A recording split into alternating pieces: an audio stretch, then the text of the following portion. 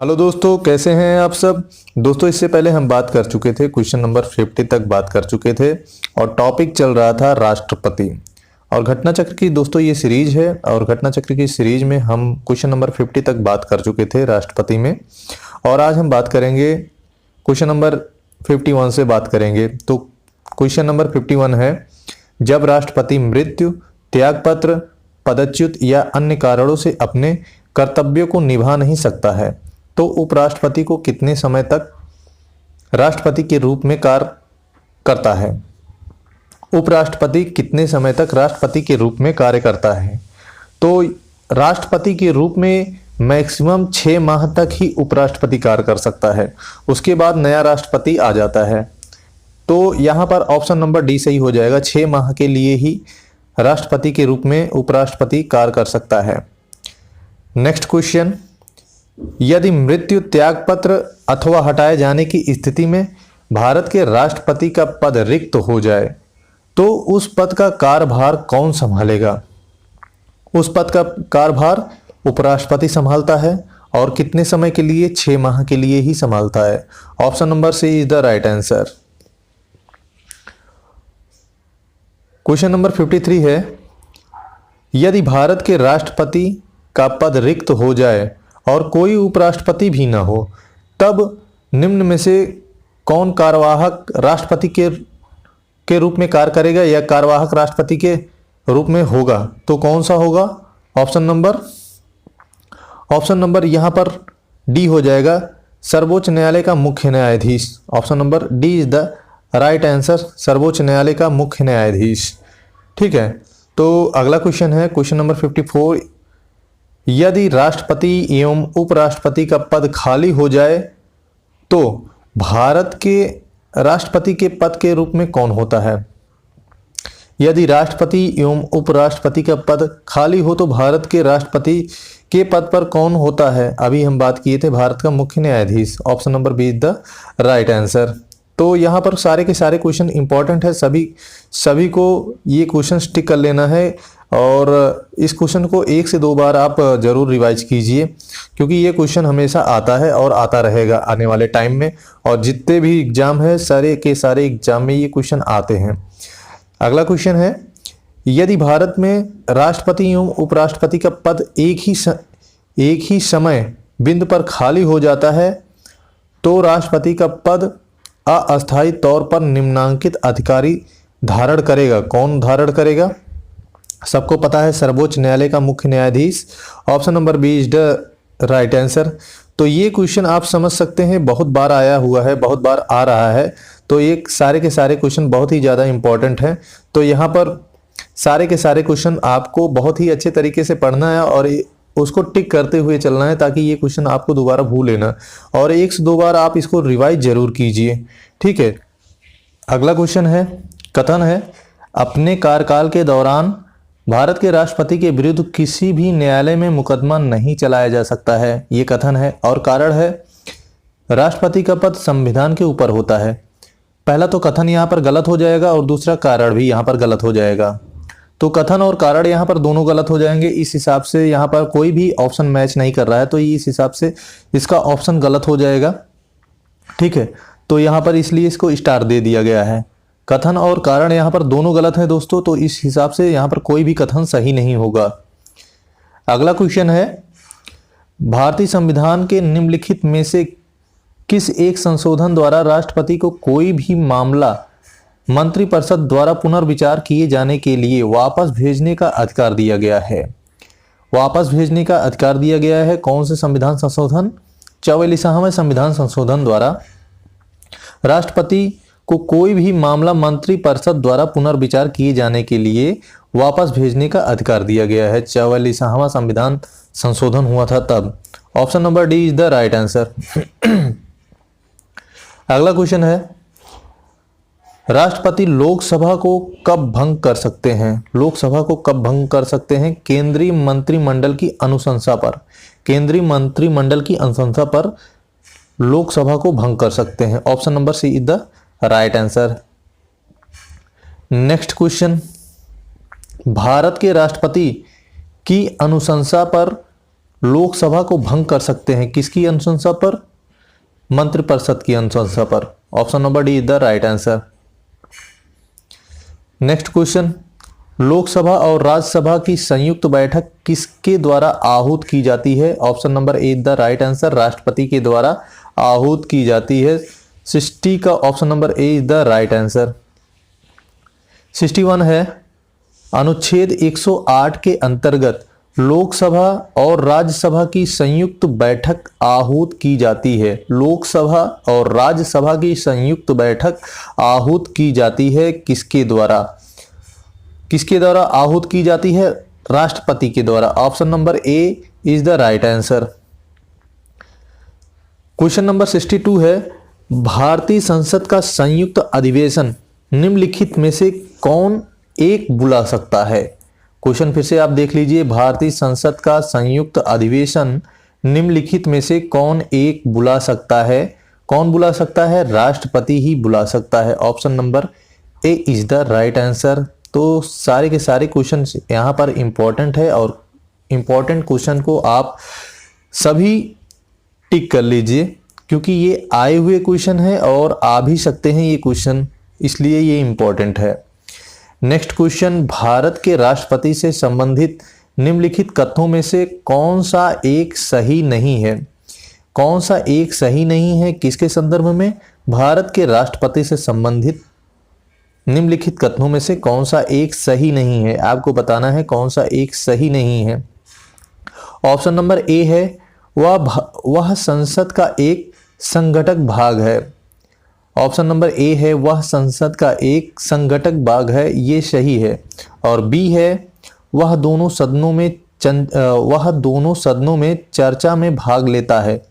Option number B गलत है। और तीसरा है, वह प्रत्येक वर्ष दोनों सदनों की संयुक्त बैठक को संशोधित कर सकता है। सी सही है, वह किन्हीं परिस्थितियों में अध्यादेश लागू कर सकता है। और डी भी सही है। तो यहाँ पर पूछा है कौन सा सही नहीं है राष्ट्रपति के संदर्भ में?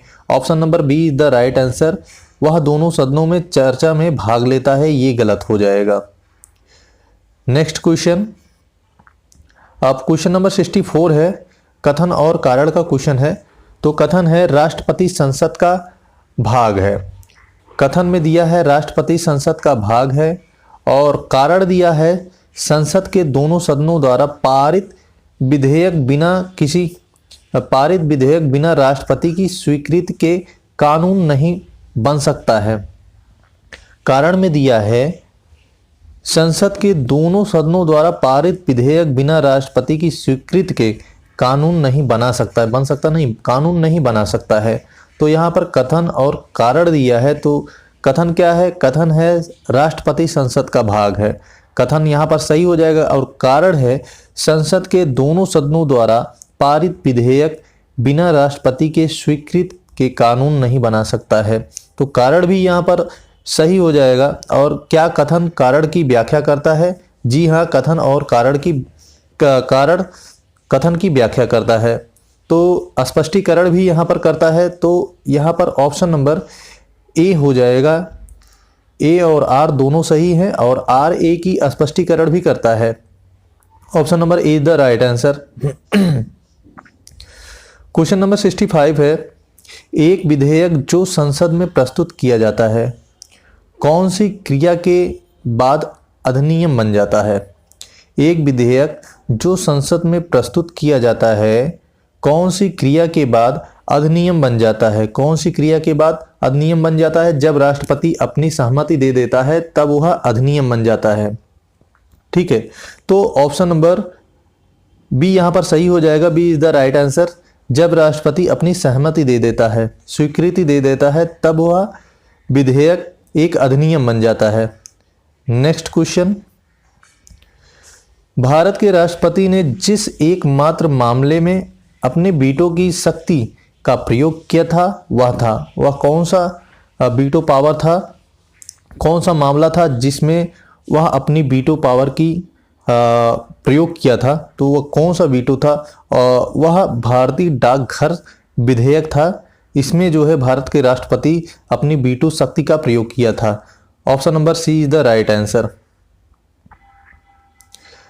नेक्स्ट क्वेश्चन, निम्नलिखित में से किस राष्ट्रपति ने एक शक्ति का प्रयोग किया था जिसे संवैधानिक शब्दावली में जेबी निषेधाधिकार कहा जाता है? जेबी निषेधाधिकार कहा जाता है। तो ज्ञानी जैल सिंह जी थे जिन्होंने वीटो पावर का प्रयोग किया था और उस वीटो पावर का नाम था जेबी निषेधाधिकार।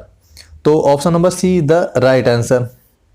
सारे के सारे क्वेश्चन यहाँ पर इंपॉर्टेंट है और सारे के सारे क्वेश्चन आप सभी को पढ़ना है और टिक करना है सारे के सारे क्वेश्चन, क्योंकि ये क्वेश्चन आए हुए क्वेश्चन है। तो अगला क्वेश्चन देखते हैं, भारतीय संविधान के किस अनुच्छेद के अंतर्गत राष्ट्रपति संसद के दोनों सदनों द्वारा पारित किसी बिल पर अपनी स्वीकृति रोक सकते हैं?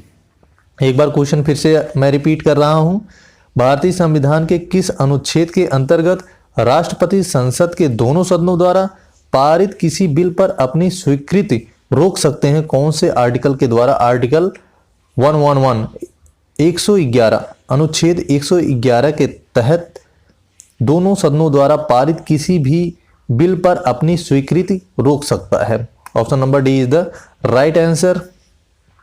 नेक्स्ट क्वेश्चन है, जब कोई विधेयक संसद के दोनों सदनों द्वारा पारित कर दिया गया है तो निम्नलिखित में से किसको उस विधेयक पर अनुमति रोकने का अधिकार प्राप्त है? अनुमति रोकने का अधिकार प्राप्त है। राष्ट्रपति को उस विधेयक पर अनुमति रोकने का अधिकार प्राप्त है। Option number A is the right answer. अगला क्वेश्चन है, निम्नलिखित में से कौन सी राष्ट्रपति की स्वविवेकी शक्तियां हैं? कौन सी राष्ट्रपति की स्वविवेकी शक्तियां हैं? यहां पर आपको बताना है कौन सी राष्ट्रपति की स्वविवेकी शक्तियां हैं। इंपॉर्टेंट क्वेश्चन है तो इसमें आपको बताना है कौन सी राष्ट्रपति की स्वविवेकी शक्तियां हैं। तो पहला है मंत्रिपरिषद की नियुक्ति, ये राष्ट्रपति की स्वविवेकी शक्तियां नहीं हैं।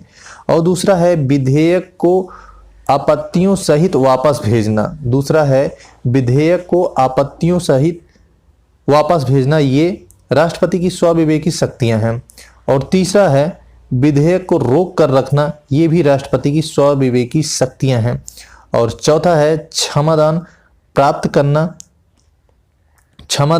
करना, ये राष्ट्रपति की स्वविवेकी शक्तियों में से नहीं आता है। और पांचवा है संयुक्त अधिवेशन की अधिसूचना जारी करना, राष्ट्रपति की संयुक्त अधिवेशन की अधिसूचना जारी करना, ये भी राष्ट्रपति की स्वविवेकी शक्तियों में नहीं आता है। और छठा है संसद को संदेश भेजना, ये राष्ट्रपति की स्वविवेकी शक्तियों में से एक है। और अगला है न्यायाधीशों की नियुक्ति, ये राष्ट्रपति की स्वविवेकी शक्तियों में नहीं आता है। तो दूसरा, तीसरा और छठा जो है राष्ट्रपति की स्वविवेकी शक्तियां हैं। तो यहाँ पर दूसरा, तीसरा और छठा है। Option number E the right answer. दूसरा है, तीसरा है और छठा है।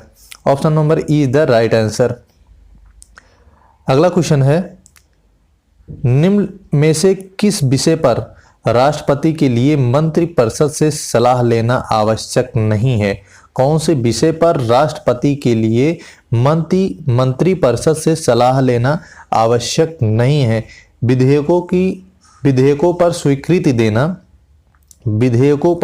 स्वीकृति देना राष्ट्रपति के लिए मंत्रिपरिषद से सलाह लेना आवश्यक नहीं है। ऑप्शन नंबर यहाँ पर बी राइट आंसर हो जाएगा। और कौन कौन से राष्ट्रपति के लिए मंत्रिपरिषद से सलाह लेना आवश्यक है?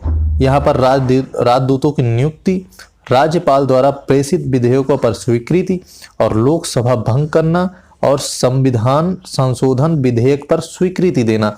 यहाँ पर मंत्रिपरिषद से सलाह लेना आवश्यक हो जाता है। तो यहाँ पर option number B is the right answer हो जाएगा। नेक्स्ट क्वेश्चन है, संविधान के अनुसार इनमें से राष्ट्रपति की विधायी शक्तियां कौन सी हैं? राष्ट्रपति की विधायी शक्ति कौन सी है? कौन सी राष्ट्रपति की विधायी शक्ति है? अध्यादेश जारी करना, ये राष्ट्रपति की विधायी शक्ति है। Option number D is the right answer. Next question है, क्वेश्चन नंबर 73 है, निम्नलिखित में से कौन सी राष्ट्रपति की स्वविवेकी शक्तियां हैं? यहां पर बताना है कौन सी राष्ट्रपति की स्वविवेकी शक्तियां हैं। पहला है बहुमत दल के नेता को प्रधानमंत्री नियुक्त करना। बहुमत दल के नेता को प्रधानमंत्री नियुक्त करना ये राष्ट्रपति की स्वाविवेकी शक्तियों में से नहीं आता है। और दूसरा है संसद का अधिवेशन बुलाना। संसद का अधिवेशन बुलाना ये भी राष्ट्रपति की स्वाविवेकी शक्तियों में से नहीं आता है। और तीसरा है किसी विधेयक को आपत्तियों सहित संसद के पास वापस भेजना। किसी विधेयक को आपत्तियों सहित संसद के पास वापस भेजना यह राष्ट्रपति की स्वाविवेकी शक्तियों में से एक माना जाता है। और चौथा है मंत्रिपरिषद के सदस्यों की नियुक्ति करना ये राष्ट्रपति की स्वाविवेकी शक्तियों में से नहीं आता है। और पांचवा है राज्यपाल द्वारा भेजे गए विधेयक पर स्वीकृति देना, ये भी राष्ट्रपति की स्वाविवेकी शक्तियों में से नहीं है। छठा है किसी विधेयक को रोक कर रखना, ये राष्ट्रपति की स्वाविवेकी शक्तियां हैं, अभी ऊपर हम बात किए थे। और अगला है सातवां है किसी विषय से संबंधित जानकारी के लिए प्रधानमंत्री से कहना। सातवां यहाँ पर कहा गया है किसी विषय से संबंधित जानकारी के लिए प्रधानमंत्री से कहना, ये राष्ट्रपति की स्वाविवेकी शक्तियों में से एक है। ठीक है। और अगला है किसी परामर्श पर मंत्रिपरिषद से पुनर्विचार हेतु कहना। किसी परामर्श पर मंत्रिपरिषद से पुनर्विचार हेतु कहना, ये भी राष्ट्रपति की स्वाविवेकी शक्तियों में से एक माना जाता है। तो यहाँ पर हमारा कौन कौन सा ऑप्शन था? ऑप्शन नंबर यहाँ पर 3rd था, और ये 6th था, और 7 था, 8 था। तो यहाँ पर ऑप्शन नंबर ई हो जाएगा। तीसरा, छठा, 7वां, 8वां, option number E is the right answer हो जाएगा यहाँ पर। अगला क्वेश्चन है क्वेश्चन नंबर 74। जब केंद्रीय मंत्रिमंडल ने वर्ष 2002 में चुनावी सुधारों पर अध्यादेश में बिना किसी बदलाव के उसे राष्ट्रपति को वापस भेजा, तब राष्ट्रपति ने भारतीय संविधान के कौन से अनुच्छेद के अंतर्गत उसे अपनी सहमति दी? कौन से अनुच्छेद के अंतर्गत उसे अपनी सहमति वापस दी? आर्टिकल 123 के अंतर्गत उसको अपनी सहमति दी। एक बार क्वेश्चन मैं आपको फिर से पढ़ के बता दे रहा हूं। जब केंद्रीय मंत्रिमंडल ने वर्ष 2002 में चुनावी सुधारों पर अध्यादेश में बिना किसी बदलाव के उसे राष्ट्रपति को वापस भेजा, तब राष्ट्रपति ने भारतीय संविधान के कौन से अनुच्छेद के अंतर्गत उसे अपनी सहमति दी? तो आर्टिकल 123 के अंतर्गत उसे अपनी सहमति दी। तो 123 अध्यादेश से रिलेटेड है। ठीक है, तो यहां पर ऑप्शन नंबर सी सही हो जाएगा। क्वेश्चन नंबर 75 है संविधान के किस अनुच्छेद के अंतर्गत भारत के राष्ट्रपति को अध्यादेश जारी करने की शक्ति प्रदत्त है या प्रदान है? तो आर्टिकल 123 के अंतर्गत भारत का राष्ट्रपति अध्यादेश जारी कर सकता है। ऑप्शन नंबर बी यहां पर सही हो जाएगा। क्वेश्चन नंबर 76 है भारत के संविधान के किस अनुच्छेद के अधीन भारत के राष्ट्रपति को अध्यादेश जारी करने की शक्ति प्राप्त है? Option number D the right answer. 123 article 123 में अध्यादेश जारी करने की शक्ति बताई गई है। तो दोस्तों ये सारे के सारे क्वेश्चन इंपॉर्टेंट है और बार बार ये रिपीट होके आ रहे हैं। हर एक एग्जाम में ये क्वेश्चन पूछा जा रहा है, तो आप समझ सकते हैं क्वेश्चन कितना इंपॉर्टेंट है। तो आप इसको छोड़िएगा मत और हमेशा इसको 2 से 3 बार आप रिवाइज करते रहिए महीने में। अगला क्वेश्चन है राष्ट्रपति द्वारा जारी एक अध्यादेश संसद के सत्र शुरू होने के बाद कितने समय तक रखा जाना आवश्यक है? राष्ट्रपति द्वारा एक अध्यादेश संसद के सत्र शुरू होने के बाद कितने समय तक रखा जाना आवश्यक है? यहाँ पर 6 सप्ताह तक रखा जाना आवश्यक है। Option number B is the right answer. Next question, निम्नलिखित में से किन किन नियुक्ति पर भारत के राष्ट्रपति द्वारा की जाती है? निम्नलिखित में से किन किन नियुक्ति भारत के राष्ट्रपति द्वारा की जाती है? पहला है वित्त आयोग के अध्यक्ष और दूसरा है योजना आयोग के उपाध्यक्ष, तीसरा है संघ राज्य क्षेत्र का मुख्यमंत्री। यहाँ पर 3 ऑप्शन दिए हैं, तीनों में से बताना है किनकी नियुक्ति भारत के राष्ट्रपति द्वारा नियुक्त की जाती है। भारत के राष्ट्रपति द्वारा की जाती है किसकी नियुक्ति? तो यहाँ पर पहला है वित्त आयोग के अध्यक्ष, इसकी नियुक्ति भारत के राष्ट्रपति द्वारा की जाती है। और दूसरा है योजना आयोग के उपाध्यक्ष, इसकी नियुक्ति राष्ट्रपति के द्वारा नहीं की जाती है। और तीसरा है संघ राज्य क्षेत्र का मुख्यमंत्री, इसकी भी नियुक्ति भारत के राष्ट्रपति द्वारा की जाती है। केवल 1 और 3 सही है, तो ऑप्शन नंबर सी यहाँ पर सही हो जाएगा। तो option number C is the right answer. Question number 79 है, निम्नलिखित में से राष्ट्रपति किसकी नियुक्ति करता है? निम्नलिखित में से राष्ट्रपति किसकी नियुक्ति करता है? भारत का महान्यायवादी और नियंत्रक लेखा महापरीक्षक, तीसरा है एक राज्य का राज्यपाल। इन तीनों की नियुक्ति भारत के राष्ट्रपति द्वारा ही की जाती है, यानी कि तीनों की ही नियुक्ति भारत की राष्ट्रपति करता है। तो option number D the right answer हो जाएगा।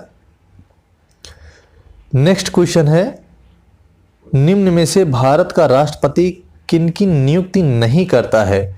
किनकी नियुक्ति नहीं करता है? उपराष्ट्रपति की नियुक्ति नहीं करता है। बाकी प्रधानमंत्री, राज्यपाल और मुख्य निर्वाचन आयुक्त का जो है नियुक्ति करता है। तो यहाँ पर नियुक्ति नहीं करता है, उपराष्ट्रपति की ये नियुक्ति नहीं करता है। नेक्स्ट क्वेश्चन, संविधान असाधारण परिस्थितियों में राष्ट्रपति को राज्यपाल के कृत्यों के निर्वहन हेतु उपबंध कर सकता है। संविधान असाधारण परिस्थितियों में राष्ट्रपति को राज्यपाल के कृत्यों के निर्बंधन हेतु उपबंध कर सकता है। कौन से आर्टिकल के तहत? आर्टिकल 160 के तहत ये कर सकता है। Option number A is the right answer. अगला क्वेश्चन है, भारतीय संविधान भारत के राष्ट्रपति को अधिकार नहीं देता है। कौन सा अधिकार नहीं देता है? राज्यों के मुख्यमंत्री की नियुक्ति करना। Option number B is the right answer. राज्यों के मुख्यमंत्री की ये नियुक्ति नहीं कर सकता है भारत का प्रधानमंत्री। अगला क्वेश्चन आपका है, भारतीय संविधान का कौन सा अनुच्छेद राष्ट्रपति को उच्चतम न्यायालय से परामर्श करने की शक्ति प्रदान करता है? कौन सा अनुच्छेद राष्ट्रपति को उच्चतम न्यायालय से परामर्श करने की शक्ति प्रदान करता है? आर्टिकल 143 जो है राष्ट्रपति को उच्चतम न्यायालय से परामर्श करने की शक्ति प्रदान करता है। यहाँ पर option number C is the right answer. अगला क्वेश्चन है, भारत के राष्ट्रपति की शक्तियों के बारे में निम्नलिखित में से कौन एक सही नहीं है? भारत के राष्ट्रपति की शक्तियों के बारे में निम्नांकित में से कौन एक सही नहीं है? तो राष्ट्रपति को सर्वोच्च न्यायालय के परामर्श को स्वीकार करना चाहिए, यही सही नहीं है। Option number A the right answer यहां पर हो जाएगा। अगला क्वेश्चन है, संविधान के अनुसार निम्नांकित में से क्या शब्दतः भारत के राष्ट्रपति की शक्ति नहीं है? भारत के राष्ट्रपति की शक्ति नहीं है। कौन सा शक्ति नहीं है? संसद के सदनों को संदेश भेजना, ये राष्ट्रपति की शक्ति नहीं है। सॉरी। अगला क्वेश्चन देखते हैं, भारत के राष्ट्रपति को यह अधिकार नहीं प्राप्त है कि वह सर्वोच्च न्यायालय के न्यायाधीश को हटाए। Option number B is the right answer हो जाएगा यहां पर। क्वेश्चन नंबर 87 है, राष्ट्रपति की क्षमा आदि शक्ति एक न्यायिक शक्ति है। Option number B is the right answer. क्षमा आदि की जो शक्ति है वह एक न्यायिक शक्ति है, ना कि विधायी शक्ति है या कार्यपालिका शक्ति है। ये दोनों शक्ति नहीं, बल्कि यह एक न्यायिक शक्ति है। अगला क्वेश्चन है, राष्ट्रपति की क्षमा प्रदान करने की शक्ति में क्या सम्मिलित नहीं है? क्षमा प्रदान करने की शक्ति में क्या सम्मिलित नहीं है, ये बताना है क्या सम्मिलित यहाँ पर नहीं है। पहला है क्षमा और दूसरा है लघुकरण और तीसरा है परिहार, चौथा है विराम, पांचवा है प्रलिम्बन। ये इतनी जो है क्षमा प्रदान करने की शक्ति में सम्मिलित है। बाकी रोक और निरंतरता यह सम्मिलित नहीं है। छठा और सातवां यह शक्ति क्षमा प्रदान करने की शक्ति में सम्मिलित नहीं है, रोक और निरंतरता। तो ऑप्शन नंबर ई हो जाएगा। Option number E is the right answer. Question number 89 है, निम्नांकित में से किस प्रकार के प्राधिकार भारत के राष्ट्रपति को प्राप्त है? किस प्रकार के प्राधिकार भारत के राष्ट्रपति को प्राप्त है? यहाँ पर बताना है कौन से प्रकार का प्राधिकार भारत के राष्ट्रपति को प्राप्त है। पहला है वास्तविक और लोकप्रिय, ये गलत है। और दूसरा है औपचारिक और विधिक, ये सही हो जाएगा। तीसरा है राजनीतिक और नाममात्र, ये भी गलत हो जाएगा। चौथा है संवैधानिक और नाममात्र, ये सही हो जाएगा। दूसरा और चौथा यहाँ पर सही हो जाएगा।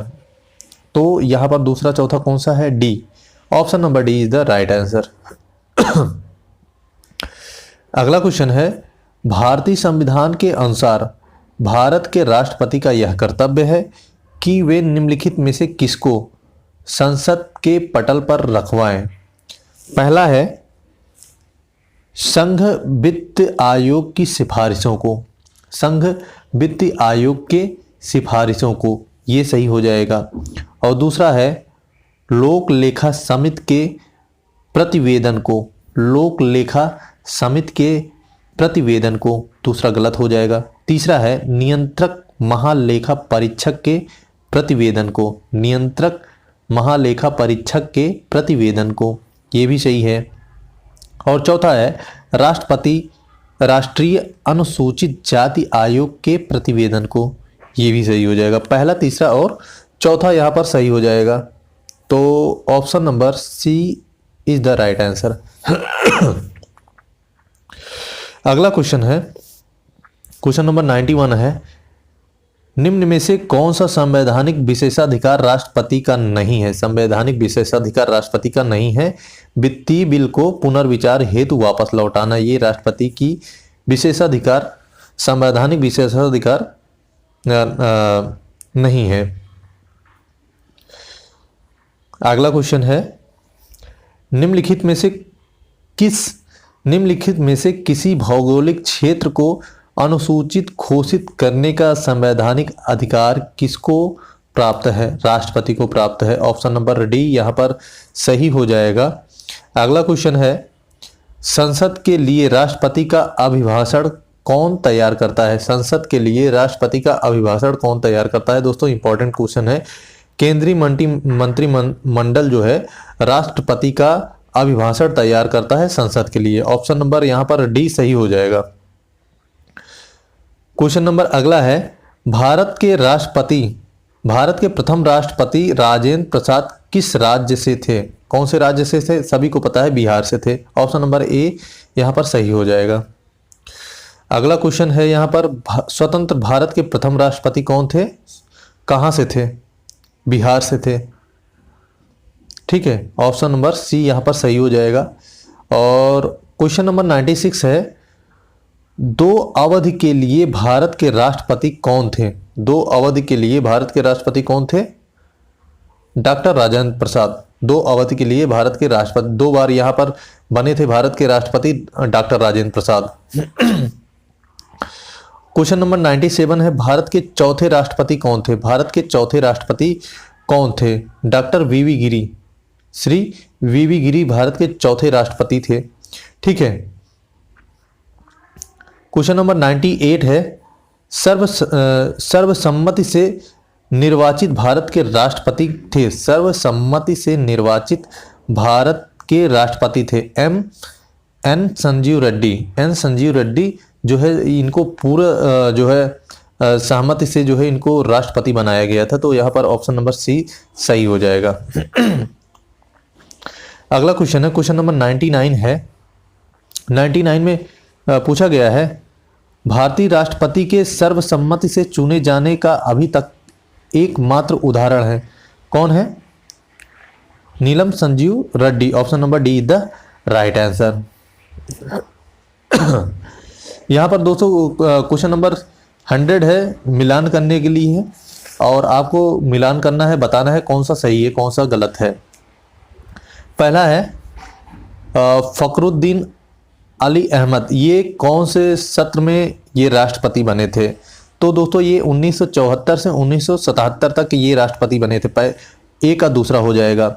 और भी है एम.एन. संजीव रेड्डी, अब इनकी अवधि पूछा है, ये भी 1977 से ये 1982, ये इसका ऑप्शन नंबर 3 सही हो जाएगा। और तीसरा है डॉक्टर जाकिर हुसैन। डॉक्टर जाकिर हुसैन दोस्तों 1967 से 1969 तक बने थे। तो 1967 से 1969 यहाँ पर ऑप्शन नंबर 4 में है, ऑप्शन नंबर 4 सही हो जाएगा। और डी है बीबी गिरी। बीबी गिरी दोस्तों 1969 से 1974 के बीच ये प्रधानमंत्री रहे थे, तो डी का पहला सही हो जाएगा। ठीक है, तो यहाँ पर ऑप्शन नंबर कौन सा सही हो जाएगा? ऑप्शन नंबर यहाँ पर देख के बता दे रहे हैं कौन सा सही हो जाएगा। ऑप्शन नंबर यहाँ पर सी सही हो जाएगा, ऑप्शन नंबर सी यहाँ पर सही हो जाएगा। तो चलिए अगला क्वेश्चन देखते हैं। अगला क्वेश्चन है, निम्न में से कौन राष्ट्रपति होने से पूर्व भारत के उपराष्ट्रपति पद पर आसीन नहीं रहा? यानी कि राष्ट्रपति के पहले भारत के उपराष्ट्रपति के पद पर नहीं थे। कौन से क्या नाम था उनका? उनका नाम था नीलम संजीव रेड्डी। नीलम संजीव रेड्डी जी उपराष्ट्रपति के पद पे नहीं थे राष्ट्रपति बनने के पहले। अगला क्वेश्चन है, निम्नलिखित में भारत के राष्ट्रपतियों में कौन दार्शनिक राजा अथवा दार्शनिक शासक के रूप में जाना जाता है? दार्शनिक राजा अथवा दार्शनिक शासक के रूप में जाना जाता है। डॉक्टर राधा कृष्णन को दार्शनिक शासक के रूप में जाना जाता है। ऑप्शन नंबर ए यहाँ पर सही हो जाएगा। दोस्तों अगला क्वेश्चन है, क्वेश्चन नंबर 103 है, भारत के निम्नलिखित राष्ट्रपतियों में कौन ट्रेड यूनियन आंदोलन से संबद्ध रहा है? कौन ट्रेड यूनियन आंदोलन से संबद्ध रहा है? तो बीबी गिरी जी जो है यूनियन आंदोलन से संबद्ध थे। ऑप्शन नंबर यहाँ पर ए सही हो जाएगा। अगला क्वेश्चन है, भारत के किस राष्ट्रपति को मिसाइल मैन की संज्ञा दी जाती है? यानी कि कौन से राष्ट्रपति थे जिनको मिसाइल मैन की संज्ञा दी गई है? तो सबको पता है डॉक्टर एपीजे अब्दुल कलाम को मिसाइल मैन की संज्ञा दी गई है। यहाँ पर ऑप्शन नंबर बी सही हो जाएगा। अगला क्वेश्चन है, भारत के निम्न मुख्य न्यायाधीशों में से किस एक ने राष्ट्रपति के रूप में कार्य किया था? अच्छा क्वेश्चन है, मुख्य न्यायाधीशों में से किस एक ने राष्ट्रपति के रूप में कार्य किया था? यहाँ पर ऑप्शन नंबर बी सही हो जाएगा, justice M Hidayatullah. Option number B justice M Hidayatullah ji थे जिन्होंने राष्ट्रपति के रूप में कार्य किया था। अगला क्वेश्चन है, यहाँ पर बताना है कौन सा असंगत है? कौन सा असंगत है? जवाहरलाल नेहरू जो है प्रधानमंत्री थे, बाकी सब के सब राष्ट्रपति थे। ठीक है, चलिए अगला क्वेश्चन देखते हैं। क्वेश्चन नंबर 107 है, श्रीमती प्रतिभा पाटिल का भारतीय गणतंत्र के राष्ट्रपति के रूप में क्रम क्या है? कौन से क्रम में वे भारत की राष्ट्रपति थी? तो यहाँ पर 12वां हो जाएगा, ऑप्शन नंबर सी सही हो जाएगा, 12वां हो जाएगा। ठीक है, अगला क्वेश्चन है, भारत के पूर्व राष्ट्रपतियों में निम्नलिखित में से कौन बिहार का राज्यपाल रह चुका था? कौन बिहार का राज्यपाल रह चुका था? तो सबको पता है डॉक्टर जाकिर हुसैन जी थे जो कि बिहार के राज्यपाल के रूप में भी कार्य किए थे। ऑप्शन नंबर सी यहाँ पर सही हो जाएगा।